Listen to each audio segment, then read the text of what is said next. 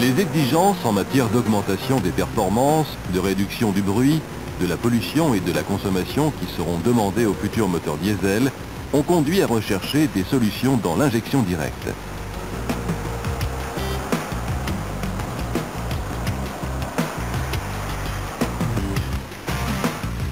Cet objectif est atteint grâce au système appelé Common Rail, qui utilise la très haute pression commandée électroniquement.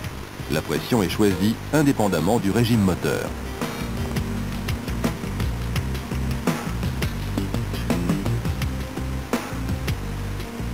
Le système d'injection Common Rail se compose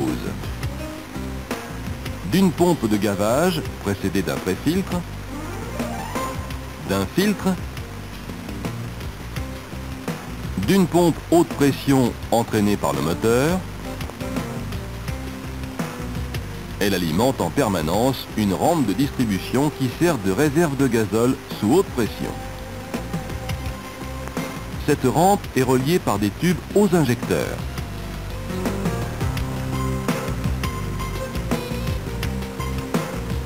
L'ouverture de chaque injecteur est commandée par une électrovanne 2 voies intégrée. Un calculateur gère, en fonction des paramètres moteurs, la pression du rail, le débit de la pompe, le temps d'ouverture et le phasage des injecteurs.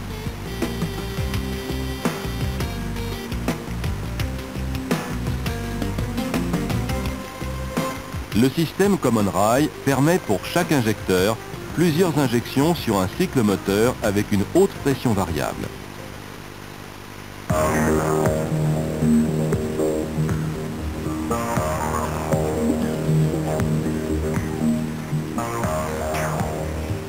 La pompe de gavage, située dans le réservoir, permet de maintenir un flux continu de gazole.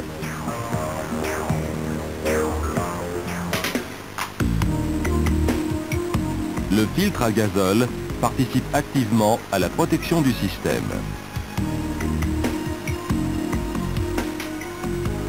Il est muni à son entrée d'un élément thermostatique qui dérive, à froid, une fraction du combustible provenant de la pompe de gavage vers le réchauffeur de gazole.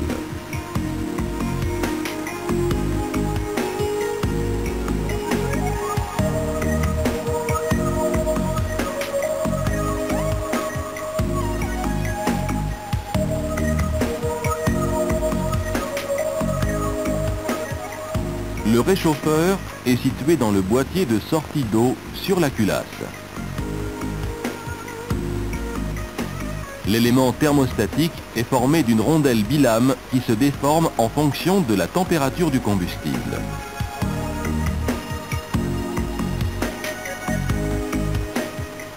Température inférieure à 15 degrés Celsius, le bilame ferme le passage direct vers le filtre. Le combustible est orienté vers le boîtier de sortie d'eau pour être réchauffé. Température comprise entre 15 et 25 degrés Celsius, le bilame divise le flux d'entrée. Une partie du combustible passe directement vers l'élément filtrant.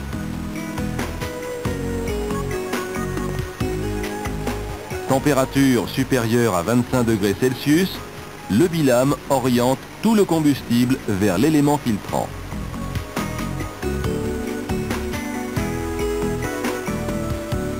Un régulateur intégré permet de limiter la basse pression de la pompe de gavage.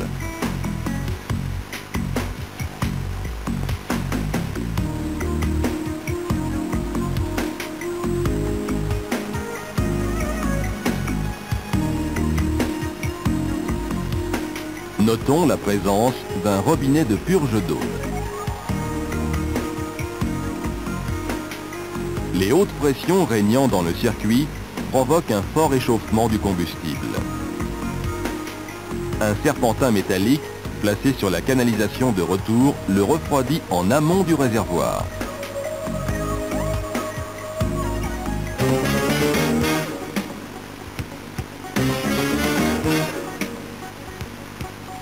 La pompe haute pression à 3 pistons radiaux est entraînée de façon non synchrone par la distribution.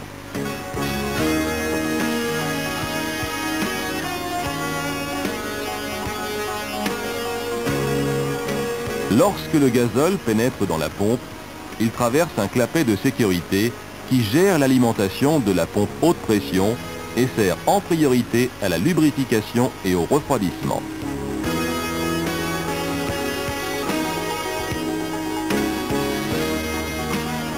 Lorsque la basse pression est supérieure à 0,8 bar, le piston du clapet se déplace, ouvrant le trou d'alimentation des éléments de pompage. Les chambres se remplissent, mais le flux réservé à la lubrification reste maintenu.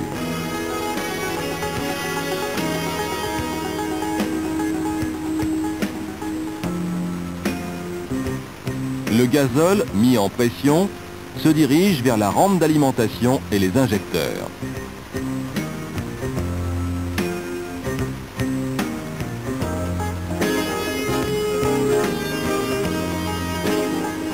Sur ce circuit se trouve le régulateur de pression.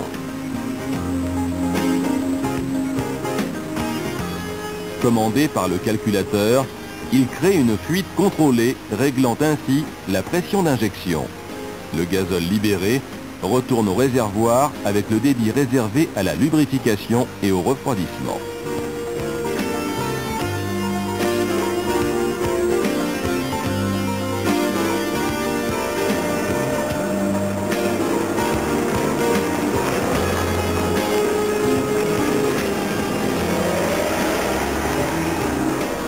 Pour diminuer la puissance absorbée en faible charge, la pompe comporte un système de désactivation d'un piston.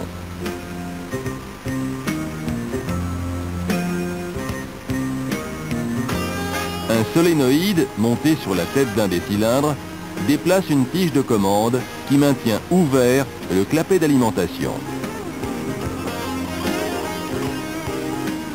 Aucune mise en pression sur le gazole ne peut se produire, car ce dernier retourne vers l'admission.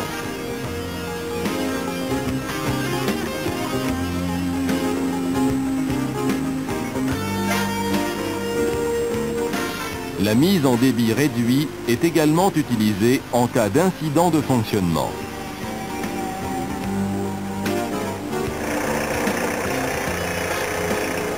Moteur à l'arrêt, il ne subsiste aucune pression dans le circuit.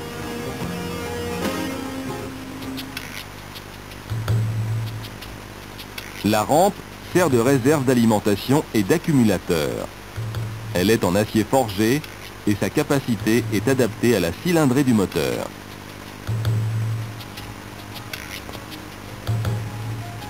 Le gazole sous pression arrive dans la rampe d'où il est distribué aux injecteurs.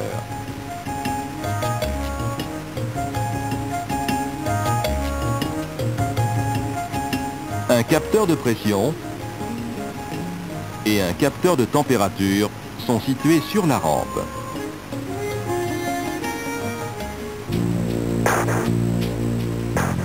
La partie inférieure de l'injecteur ressemble au modèle classique multitrou d'injection directe. Le sommet est surmonté d'une électrovanne de commande. Le solénoïde de l'électrovanne est fixé sur le corps de l'injecteur par un gros écrou.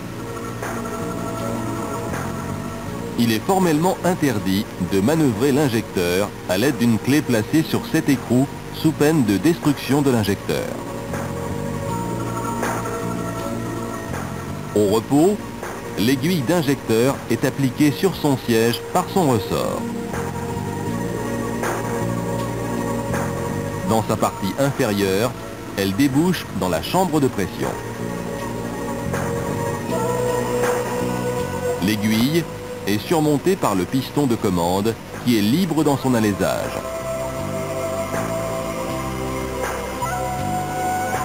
La tête du piston débouche dans une chambre appelée volume de commande. Cette chambre est en liaison avec la rampe d'alimentation au travers d'un calibrage et avec le retour au réservoir par un second calibrage. Ce circuit est fermé par la bille de l'aiguille pilote sur laquelle s'appuie le ressort principal.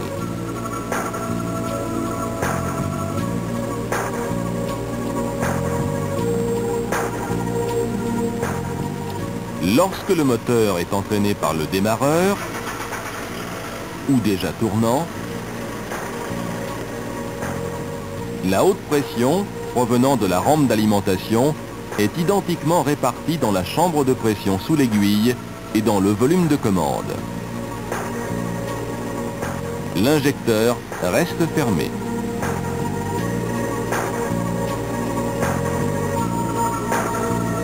L'ouverture des injecteurs est réalisée par un effet de pression différentielle.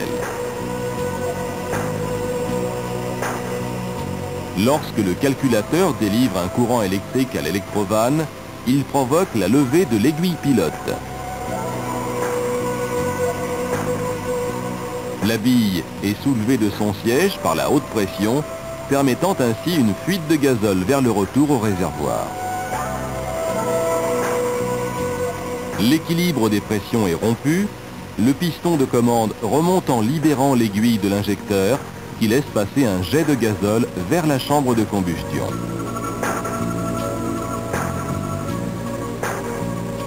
L'injection dure aussi longtemps que le solénoïde reste sous tension. La quantité de gazole injectée dépend de la durée de l'impulsion électrique délivrée par le calculateur et de la pression fournie par la pompe.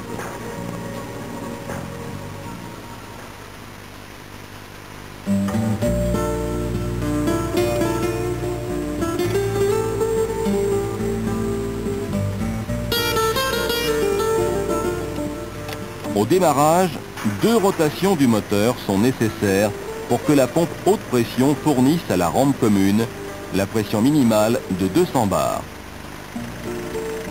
Dès que le moteur est démarré, le calculateur contrôle en temps réel la distribution de carburant et la synchronisation de l'injection par le courant de commande des injecteurs. Le calculateur note la position du moteur par l'intermédiaire du capteur de point mort haut et de régime moteur, ainsi que du capteur de référence du cylindre. Il prend également en compte les indications des capteurs de position de la pédale d'accélérateur, de température d'eau, de température gazole, de haute pression gazole. D'autres capteurs peuvent être pris en compte pour permettre au calculateur de déterminer le débit à injecter.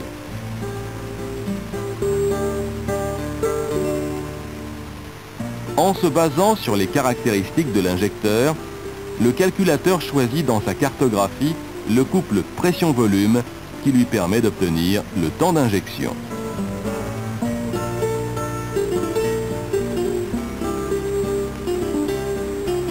Le calculateur possède également en mémoire la cartographie des pressions. Il modifie au fur et à mesure des besoins la haute pression par action sur le régulateur de pompe.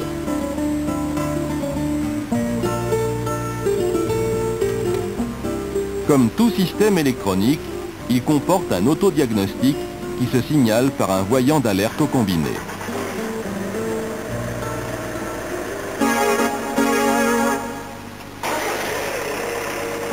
Sur les diesels à injection directe classique, le bruit représente un des inconvénients. Le gazole introduit dans le cylindre ne s'enflamme pas immédiatement. C'est le délai d'inflammation. Une grosse quantité de gazole est déjà présente lorsque l'inflammation se produit, provoquant une montée soudaine de la pression et une forte élévation du bruit.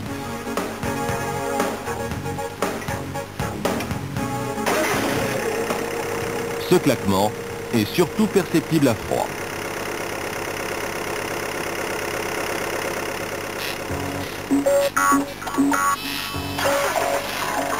Le système Common Rail permet d'écourter ce délai d'inflammation, donc d'élévation du bruit.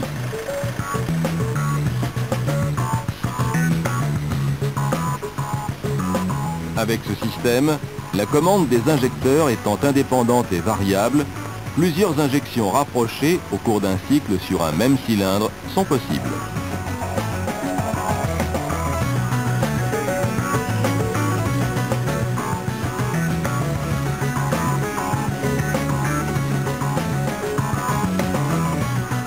L'injection pilote, déclenchée avant l'injection principale, provoque le préconditionnement de la chambre de combustion sur les plans température et pression, ce qui permet de réduire le délai d'inflammation. La combustion devient plus douce et plus complète et la montée en pression moins brutale, donc plus silencieuse.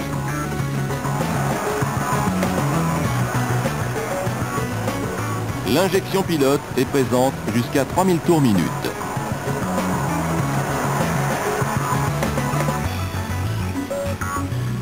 Ces moteurs diesel de nouvelle génération, parmi les plus propres de leur catégorie, possèdent d'importantes capacités d'évolution à brève échéance.